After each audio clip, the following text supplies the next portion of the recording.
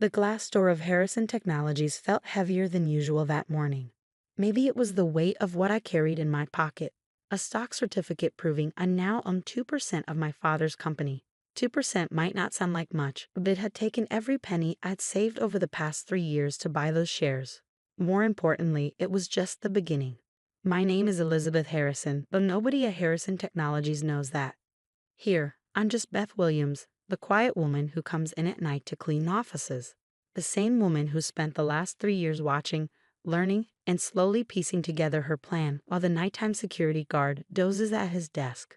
I adjusted my cleaning cart, making sure the supplies were neatly arranged. Everything had to look normal, especially today. As I pushed the cart toward the elevator, I caught my reflection in the polished brass doors. At 28, I looked more like my mother than ever. The same dark hair, the same determined set to my jaw. My father wouldn't recognize me even if he looked straight at me. He hadn't seen me since I was a baby, and he never looked for me since. The elevator doors opened to the executive floor, and I stepped out into the familiar silence of the night shift.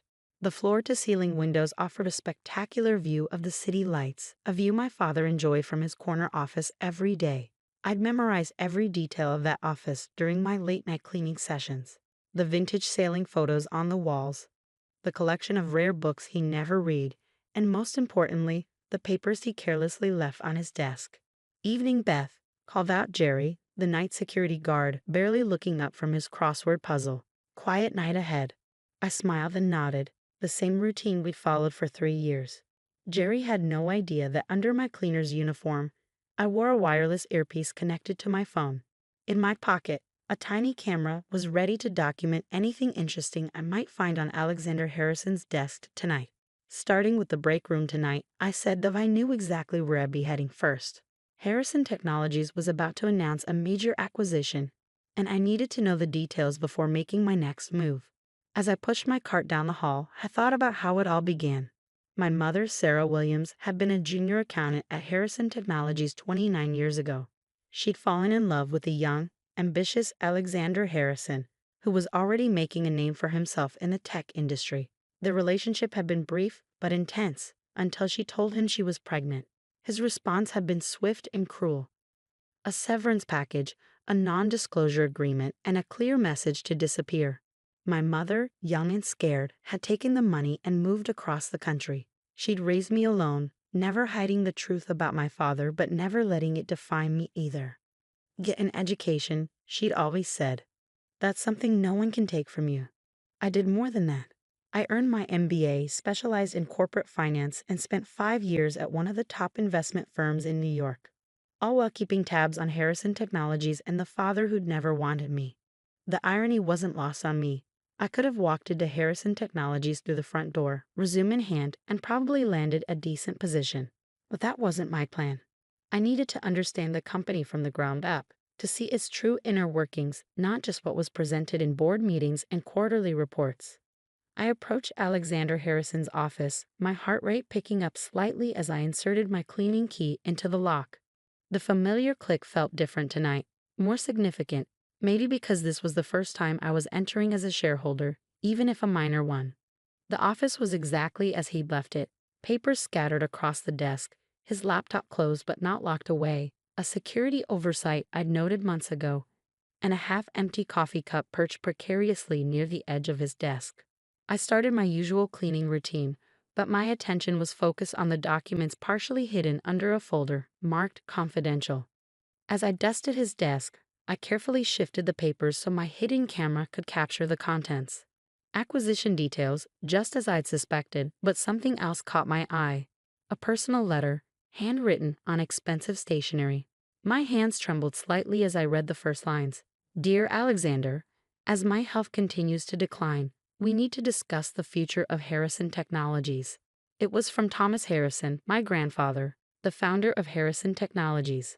I'd never met him, but I'd studied everything about him while planning my strategy. He built this company from nothing, turning a small software development firm into a tech giant. Now, at 82, he was apparently facing his mortality and questioning his son's leadership. I photographed the letter quickly, my mind already racing with the implications.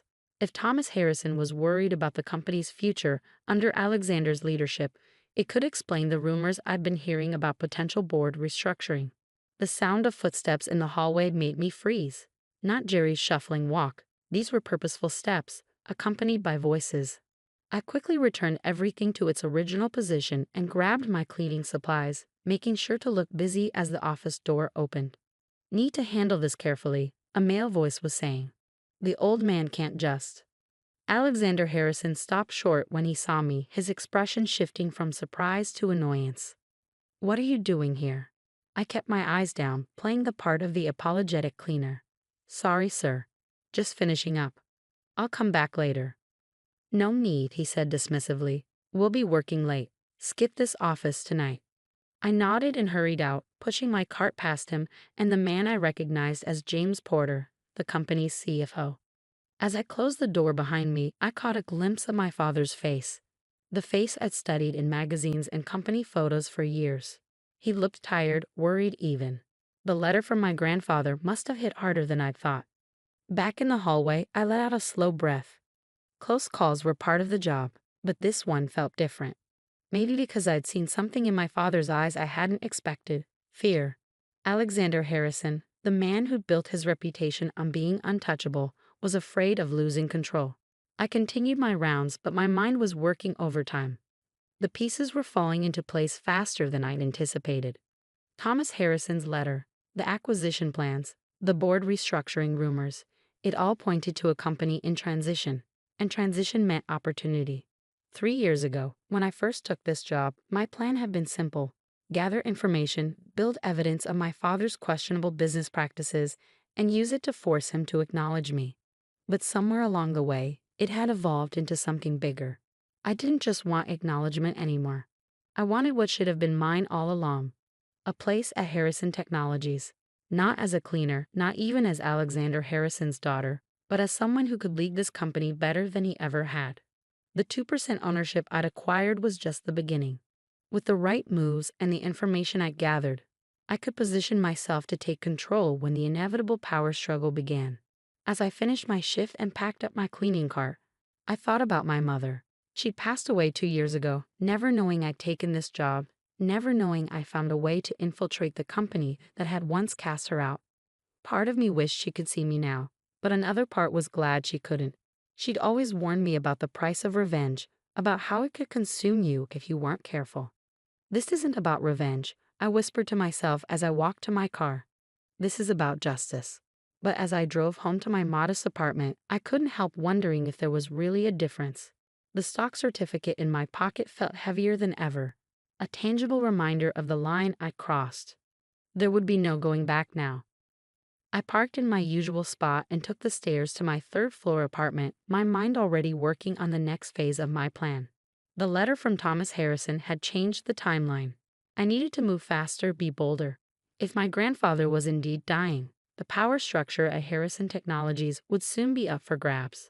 Inside my apartment, I went straight to my home office, a small room that looked nothing like the modest dwelling of a cleaning woman. 3 monitors displayed stock charts, company news, and surveillance feeds. A wall of notes and photographs tracked the key players at Harrison Technologies. And in the center of my desk sat a photo I'd stolen from my father's office during my first week on the job. A picture of him and my grandfather at the company's IPO celebration. I pulled out my phone and downloaded the photos I'd taken that night. The acquisition documents would need careful analysis, but it was the letter from Thomas Harrison that held my attention. I read it again, slower this time, taking in every word. Dear Alexander, as my health continues to decline, we need to discuss the future of Harrison Technologies. Your recent decisions have given me cause for concern. The board shares my worries about the direction you're taking the company. I built this company on innovation and integrity, not just profit margins. Your focus on short-term gains over sustainable growth goes against everything I've tried to teach you. Perhaps my biggest failure was not seeing this sooner. We need to meet. There are things you don't know, decisions I've made that will impact the future of Harrison Technologies. Don't make me formalize this through the board. Your father, Thomas. I sat back in my chair, a smile playing at my lips. Thomas Harrison wasn't just worried about the company, he was preparing to take action. The question was, how could I use this to my advantage? I pulled up the company's shareholder registry on my computer. My 2% ownership was hidden behind a series of shell companies untraceable to me. But I wasn't the only one quietly buying shares. Several investment firms had been accumulating small positions over the past few months. Were they anticipating the same power struggle I was? A notification popped up on my screen, an email from my contact at the SEC. Another piece of the puzzle was falling into place. Tomorrow, I would take the biggest risk yet in my carefully orchestrated plan.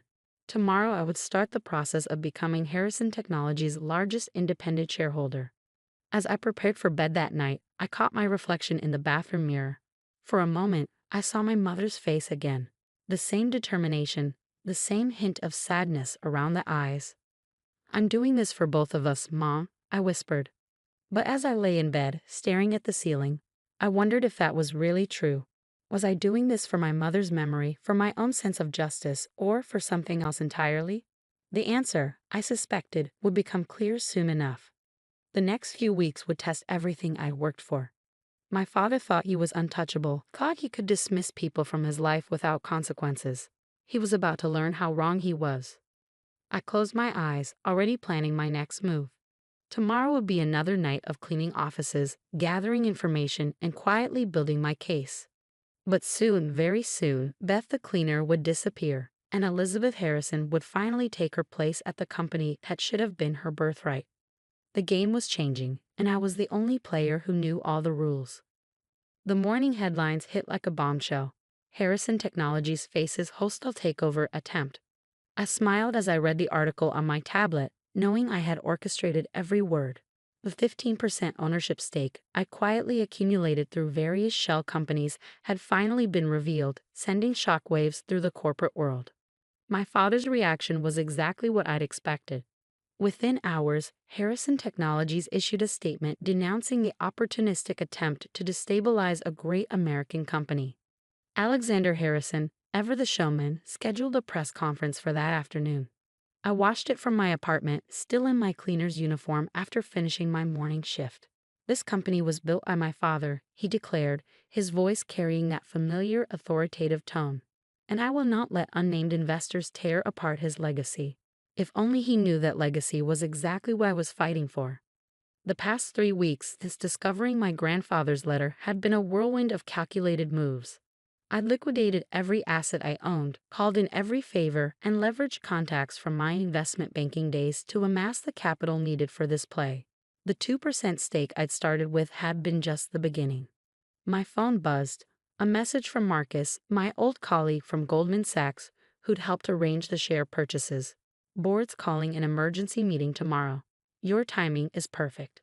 Perfect timing wasn't luck. It was the result of 3 years of meticulous planning.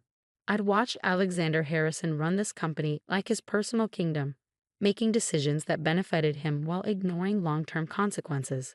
The acquisition he'd been planning would have gutted the company's R&D department, sacrificing innovation for quick profits. Just like my grandfather's letter had suggested, Alexander cared more about short-term gains than sustainable growth.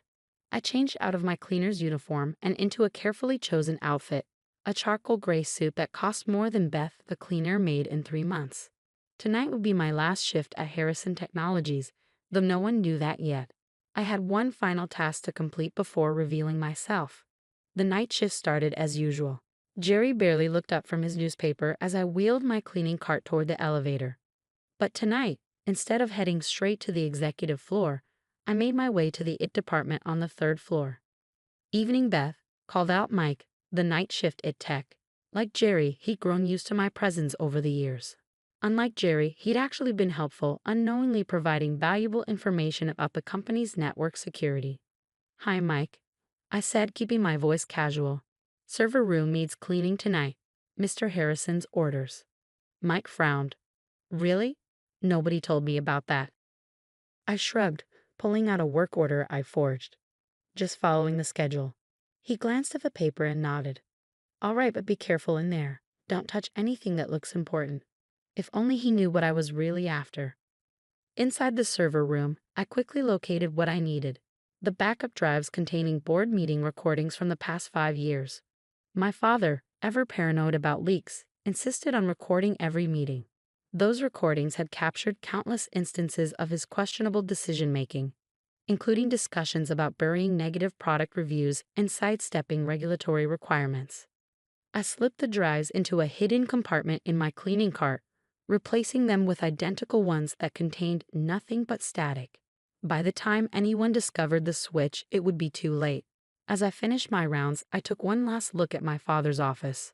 The space that had once intimidated me now seemed smaller, less impressive. The vintage sailing photos, the rare books, the elaborate desk, all of it spoke to a man more concerned with appearances than substance. "Goodbye, Beth," Jerry called out as I left for the last time. "See you tomorrow." "Goodbye, Jerry," I replied softly, knowing I'd never see him again. Back home, I carefully added the stolen drives to my evidence wall. Tomorrow, everything would change. The board meeting was scheduled for 9 a.m., and I had no intention of missing it. I spent the night reviewing my presentation, making sure every detail was perfect. The hostile takeover attempt was just the opening move.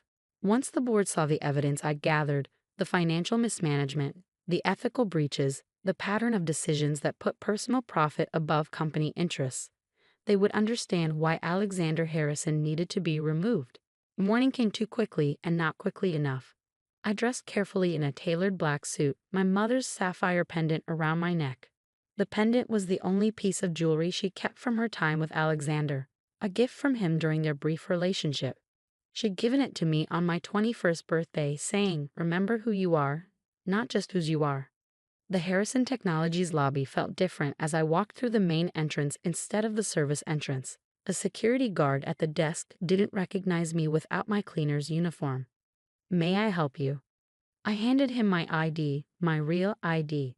Elizabeth Harrison for the board meeting. His eyes widened slightly at the name, but he quickly composed himself and made a call. Within minutes, I was being escorted to the boardroom on the top floor. The room fell silent as I entered. 12 pairs of eyes turned to stare at me, but I only cared about 2. My father, standing at the head of the table, looked confused and irritated by the interruption. And my grandfather, Thomas Harrison, sitting in his wheelchair by the window, studied me with an intensity that suggested he already knew who I was. "Who are you?" Alexander demanded. "This is a private meeting." I smiled, feeling oddly calm. "My name is Elizabeth Harrison. I represent the investment group that now owns 15% of this company." I paused, letting that sink in before adding, "I'm also your daughter." The silence that followed was deafening. Alexander's face went pale, then red. "This is ridiculous," he sputtered. "Security." "I wouldn't do that," I said, pulling out a USB drive. "Not before the board sees what's on here." Thomas Harrison held up a hand, stopping the security guard who had started toward me. "Let her speak." For the next hour, I laid out my case. The financial records showing Alexander's mismanagement, the evidence of ethical breaches, the pattern of decisions that had weakened the company's competitive position. With each revelation, I could see the board members' expressions shifting from skepticism to concern to outrage. "This is a fabrication," Alexander interrupted, his voice shaking. "She's trying to destroy everything we've built." "No," I said firmly. "I'm trying to save it. I've spent the last 3 years learning this company from the ground up, watching you run it into the ground. I worked as a cleaner, coming in every night, seeing how things really operated when you thought no one was watching." Thomas Harrison wheeled himself forward, his eyes never leaving my face. "Sarah's daughter," he said quietly. "I wondered if you'd ever find your way here." Alexander's head snapped toward his father. "You knew?" "I knew about Sarah's pregnancy," Thomas replied. "I tried to convince you to do the right thing back then. You refused." He turned back to me. "Continue, please." I outlined my plan for the company, returning to the principles of innovation and integrity that Thomas had built it on, investing in R&D, and developing sustainable growth strategies. As I spoke, I could see the board members nodding, some taking notes, others whispering among themselves. "This is absurd," Alexander cut in again. "You can't seriously be considering." "We're not just considering it," Thomas interrupted. "We're voting on it." Now, what followed was the longest 30 minutes of my life. The board voted to suspend Alexander pending a full investigation of my allegations. Thomas Harrison was reinstated as interim CEO, with me appointed as Chief Strategy Officer. As the board members filed out, Alexander remained frozen in his chair, staring at me with a mixture of anger and disbelief. "Why?" he finally asked. "Why come back after all these years?" I met his gaze steadily. "Because this company deserves better than what you've given it. Because the daughter you dismissed might be the only one who can save your father's legacy. I built this company into what it is today," he protested. "No," Thomas said firmly. "You inherited a great company and nearly drove it into the ground. Elizabeth has shown more understanding of what Harrison Technology should be than you ever did." As I turned to leave, Alexander called out, "You think this makes us family? You think this changes anything?" I paused at the door. "No, it doesn't make us family, but it does make me your boss." The look on his face as I walked out was something I'd remember for a long time. In the hallway, Thomas gestured for me to follow him to his private office. Once inside, he pulled out an old photograph from his desk drawer, a picture of my mother holding me as a baby. "I kept track of you over the years," he said softly. "Your achievements, your education. I should have done more." "Why didn't you?" I asked, the question I'd wondered about for years finally coming out. He sighed heavily. "Pride, perhaps, or cowardice. I let Alexander's mistakes become my own." He looked up at me, his eyes clear and determined. "But we can fix that now, if you're willing." I studied the man who was both stranger and family. "I didn't come here looking for a grandfather," I said carefully. "No," he smiled. "You came here to take control of a $1 billion company, and you did it brilliantly." He wheeled himself to the window, looking out over the city. "But maybe, while we're rebuilding this company, we can rebuild something else too." I joined him at the window, thinking about everything that had led to this moment. The little girl who grew up without a father. The young woman who turned rejection into determination. The cleaner who became the boss. "Maybe we can," I said softly. The sun was setting over the city, casting long shadows across the office. Tomorrow would bring new challenges, restructuring the company, implementing my plans, dealing with the fallout from Alexander's suspension. But for now, standing next to my grandfather, watching the day end from an office I'd once cleaned, I felt a sense of peace. The game wasn't over, but the rules had changed, and this time, I wasn't playing from the shadows. 1 month after taking control of Harrison Technologies, I sat in what had once been Alexander's office, reviewing the latest financial reports. The vintage sailing photos were gone, replaced by charts tracking our new R&D initiatives. The pretentious rare books had given way to actual technical manuals and industry analyses. This wasn't just an office anymore. It was a command center for rebuilding the company. My phone buzzed with a text from Thomas. "Board meeting in 20 minutes. Alexander's appealing his suspension." I wasn't surprised. My father had spent the past month building his case, claiming I had obtained information illegally during my time as a cleaner. He'd hired the best lawyers money could buy, though that money was quickly running out. The board had frozen most of his assets pending the investigation. "Ready?" Thomas asked, wheeling himself into my office. Despite his declining health, he'd been an invaluable ally during the transition, helping me navigate the complex relationships within the company. "Always," I replied, gathering my files. "How many board members is he trying to sway?" "3, Thomas said grimly. "Morton, Chen, and Davis. They're old friends of his, worried about their own positions if all his decisions come under scrutiny." I nodded, having expected this. "Then it's time to show them what I found in the server room backups." The boardroom looked exactly as it had a month ago when I'd revealed my identity, but the dynamics had shifted dramatically. Where once I'd been the outsider forcing my way in, now I sat at the head of the table, Thomas at my right hand. Alexander and his lawyers sat at the far end, like supplicants before a court. "Mr. Harrison has prepared a statement," his lawyer began, but I held up my hand. "Before we hear any statements," I said, my voice carrying the authority I'd learned from years of watching my father, "I'd like to share some new information with the board." I nodded to my assistant, who distributed folders to each board member. "These transcripts come from board meeting recordings dating back 5 years. Pay particular attention to the highlighted sections." The room fell silent as they read. I watched their faces change as they discovered the extent of Alexander's manipulation. The backdated contracts, the buried safety reports, the systematic dismantling of the quality control processes my grandfather had put in place. This is illegal surveillance, Alexander's lawyer protested. These recordings were made on your client's own orders. I interrupted. Every board meeting for the past 5 years, recorded and archived. Company policy, isn't that right, Dad? Alexander's face had gone pale. He knew what those recordings contained. Every unethical decision, every manipulation, every time he put his own interests above the company's. Morton, I said, addressing one of his allies directly, pay special attention to the discussion about the pension fund investments. Notice how your name comes up. Morton's hands trembled as he read the relevant section.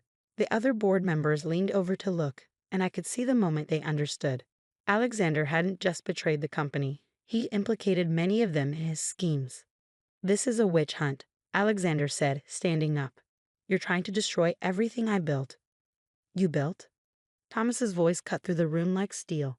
You inherited this company when it was at its peak. You inherited a legacy of innovation, of integrity.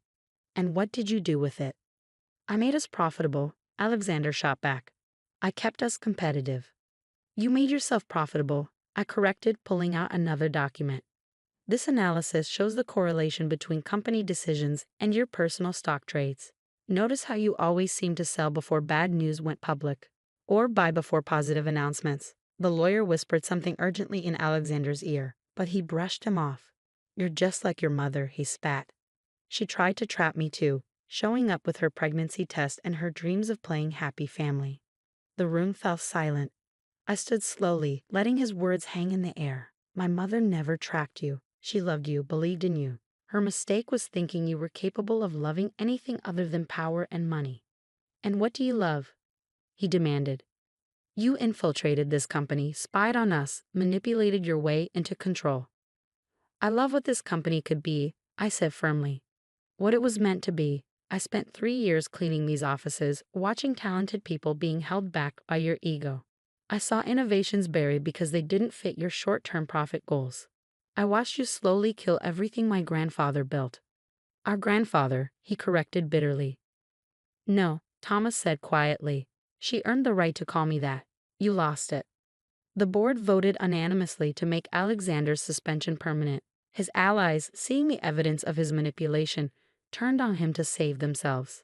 As security escorted him out, he turned to me one last time. You think you've won? He asked, his voice breaking. You think you can run this company better than I did? I met his gaze steadily. I already am. The next few hours were a blur of paperwork and preparations. The press would need to be notified, statements prepared, markets managed. But before all that, I had one more task to complete. I went down to the lobby where Jerry was just starting his night shift. He looked up in surprise as I approached his desk. Ms. Harrison, he said uncertainly. I mean, I guess you were Beth? I don't. I smiled, holding out an envelope. Thank you, Jerry, for being kind to the cleaning woman who never existed. Inside the envelope was a promotion letter. Head of Building Security reporting directly to me. His eyes widened as he read it. I don't understand, he said. Why? Because you treated everyone with respect, regardless of their position. That's the kind of person we need here. Next, I visited Mike and it. He got a promotion too, along with funding for the security upgrades he'd been requesting for years.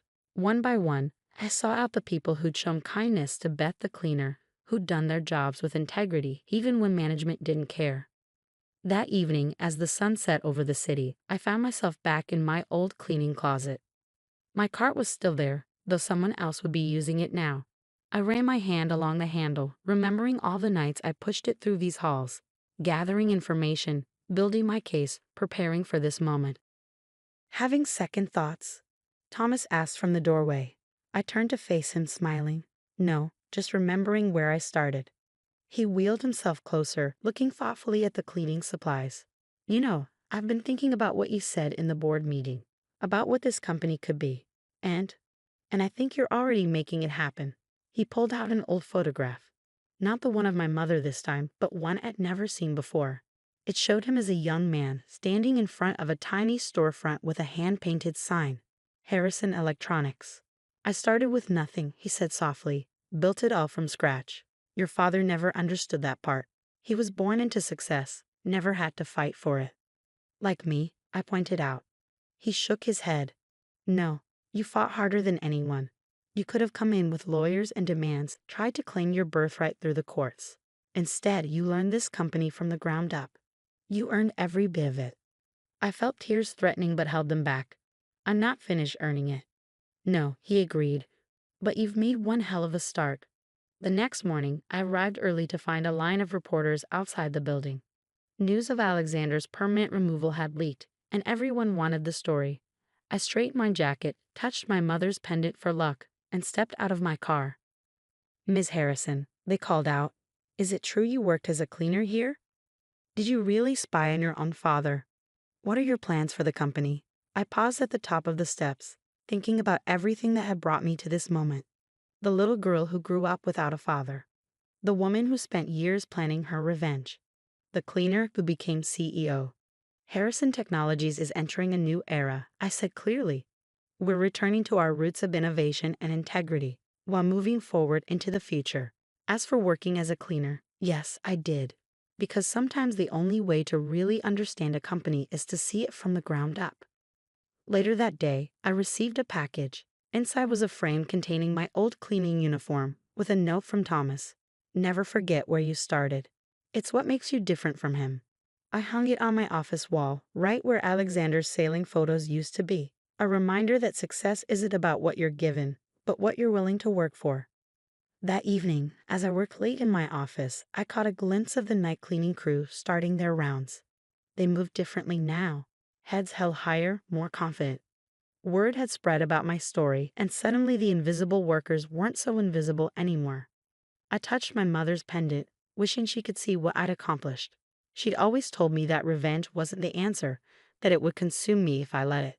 But this didn't feel like revenge anymore. It felt like justice, like restoration. My phone buzzed. A message from Alexander's lawyer. He wanted to meet, to discuss terms. I deleted it without responding. There was nothing left to discuss. The past was the past, and I had a company to run. As night fell over the city, I stood at my office window, looking out at the lights below. Somewhere out there, my father was probably plotting his next move, trying to figure out how to regain what he'd lost. But he'd never understand what he'd really lost. Not the company, not the power, but the chance to know his daughter. His loss, I decided. I had work to do. The cleaning cart still sat in my old closet, a reminder of where this all began, but now it was just that, a reminder. The game was over, and I had won, not just for myself, but for my mother, for my grandfather, and for every person who'd ever been underestimated or overlooked. Sometimes the best revenge isn't revenge at all. Sometimes it's simply becoming everything they said you couldn't be. I am Elizabeth Harrison, daughter of Alexander Harrison, granddaughter of Thomas Harrison. But more importantly, I am the woman who cleaned offices at night and became CEO by day. I am the proof that where you start doesn't determine where you finish, and I'm just getting started.